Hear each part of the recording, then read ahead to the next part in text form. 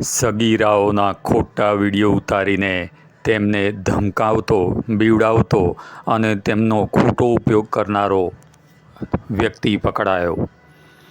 મોબાઈલનો વધુ પડતો ઉપયોગ અથવા તો સગીરાઓને, બાળકોને મોબાઈલ આપીને તેમાં ધ્યાન ન રાખવું કે તેનો ઉપયોગ કેવી રીતે કરે છે, તો પછી ખૂબ જ પસ્તાવાનો અને ભયંકર તેનું પરિણામ પણ આવી શકે એવો એક ચોંકાવનારો કિસ્સો બહાર આવ્યો છે, જેણે ફક્ત જે તે વિસ્તાર જ નહીં પરંતુ આખા રાજ્ય અને આખા ભારતભરમાં અને કદાચ સોશિયલ મીડિયાના આ જમાનામાં આખી દુનિયામાં ચોંકાવી મૂકે તેવી ખતરનાક ઘટના બહાર આવી છે, જે દરેક મા બાપ માટે ખૂબ જ ચેતવણી રૂપ છે, લાલબત્તી સમાન છે.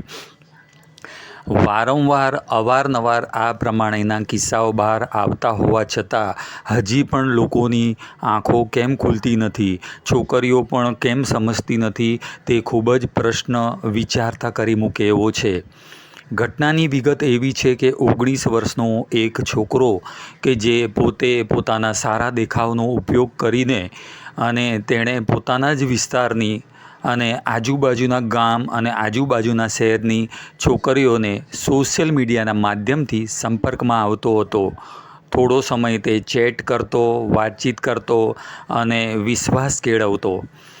એમ કરીને જ્યારે દોસ્તી થઈ જતી ત્યારે પછી તે યેનકેન પ્રકારે મળવાનું બહાનું કરતો.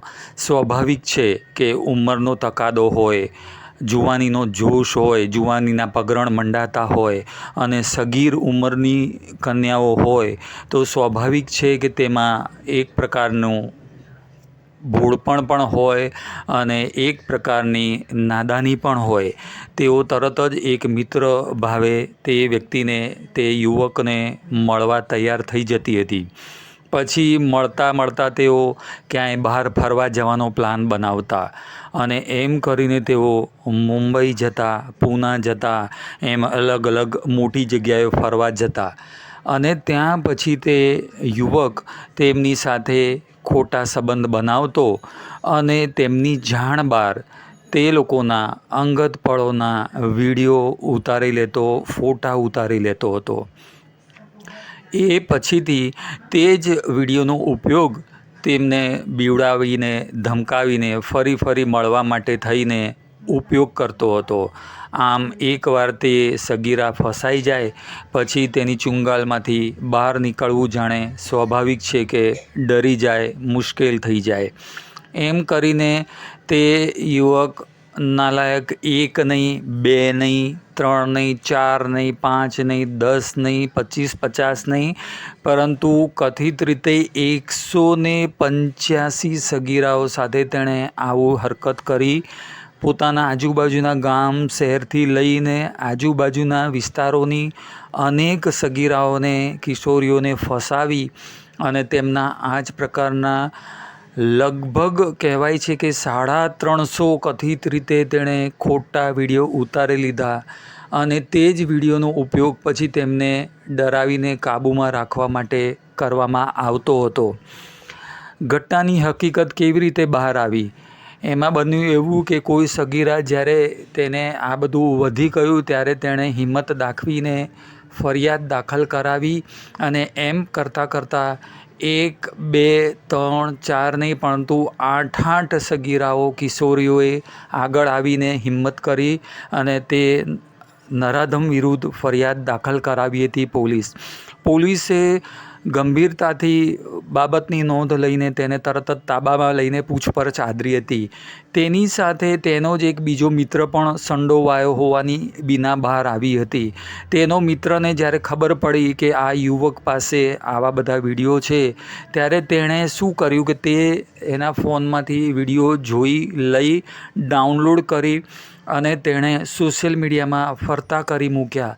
ત્યારે મામલો ખૂબ જ અતિશય ગંભીર થઈ ગયો, કારણ કે અનેક કિશોરીઓના ખોટા પ્રકારના વિડીયો ખૂબ જ વાયરલ થઈ ગયા અને તેમને પોતાના વિસ્તારોમાં રહેવું પણ જાણે એક રીતે ભારે થઈ ગયું, ભારે બદનામી થઈ ગઈ અને તેઓ ખૂબ જ ડરી અને ખૂબ જ ચિંતિત થઈ ઉઠ્યા. તે કિશોરી અને તેમના મા બાપ જાણે કે તેમનું તો જીવન દોહેલું થઈ ગયું અને ખૂબ જ ગંભીર સંકટ આવી પડ્યું, માનસિક દબાણ પણ થઈ ગયું અને ક્ષોભમાં મુકાઈ ગયા. હવે પોલીસે તપાસ એ પ્રમાણેની આદરી છે કે તે આ લોકોનો ઈરાદો શું હતો, કારણ કે કથિત રીતે એવું કહેવાય છે કે તે યુવતીઓને ખોટા કામ આવી રીતે પહેલાં પ્રેમજાળમાં ફસાવી, દોસ્તીમાં ફસાવીને પછી તેમને બહાર લઈ જઈ તેમના ખોટા વિડીયો ઉતારી અને પછી તેમને ધમકાવીને તેમની પાસેથી ખોટા કામ કરાવતા હોવાની પૂરેપૂરી શક્યતા હોય એવી શંકા સેવાઈ રહી છે. અને તેમને આવી રીતે કોઈ ખોટા આવક પણ ઊભી કરતા હોવાની શક્યતા નકારી ન શકાય. આમ યુવતીઓ અથવા તો કિશોરીઓએ, છોકરીઓએ સમજવું જોઈએ અને મા બાપ માટે પણ આ ખૂબ જ લાલ બત્તી ધરાવતો કિસ્સો છે, કારણ કે આટલી બધી કિશોરીઓના મા બાપને શું એટલી બધી છૂટ આપી હશે બાળકોને કે બાળકીઓને કે તેઓ મોબાઈલમાં કંઈ પણ એપ ડાઉનલોડ કરીને કોઈ પણ એપમાં જઈને કોઈની પણ સાથે દોસ્તી કરે, કોઈને પણ મળવા ચાલી જાય એકલામાં અને પછી આવી હરકતોનો ભોગ બને અને પછી સમાજમાં, દુનિયામાં નાલેશી થાય અને ખૂબ જ ક્ષોભજનક સ્થિતિમાં મુકાઈ જવાનો વખત આવે. એટલે જેવું આ કિસ્સામાં બન્યું એવું ના બને એટલા માટે દરેક મા બાપે પૂરી તકેદારી રાખવી જોઈએ.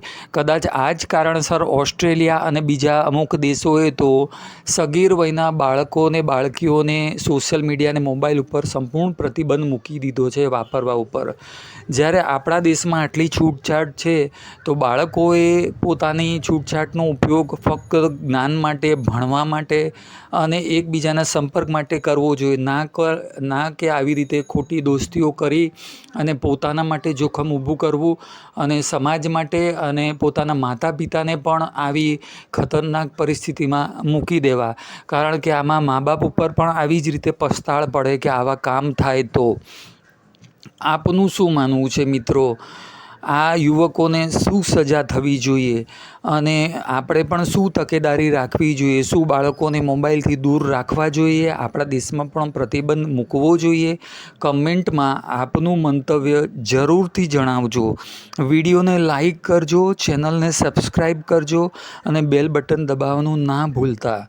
જો આપ વિડીયોને લાઈક કરો છો, ચેનલ સબસ્ક્રાઈબ કરો છો અને કોમેન્ટમાં આપનું મંતવ્ય જણાવો છો તો વધુને વધુ લોકો સુધી આવા સમાચારો પહોંચે છે, જેનાથી લોકોમાં જાગૃતતા ફેલાય છે, લોકોની આંખો ઉઘડે છે અને કોઈ પણ ખોટી ઘટના કે ગુનાઓના ભોગ બનતા અટકી શકે છે.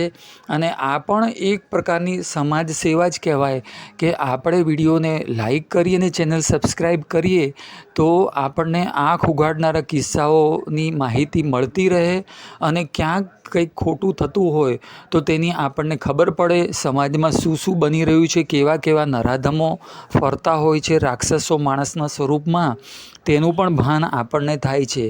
વિડીયોને ફોરવર્ડ પણ કરજો આપના મિત્રોને, સગા સંબંધીઓને, જેથી લોકોને પણ આ વિશે ખ્યાલ આવે. વિડીયો જોવા બદલ તમારો ખૂબ ખૂબ આભાર. ધન્યવાદ. નમસ્કાર.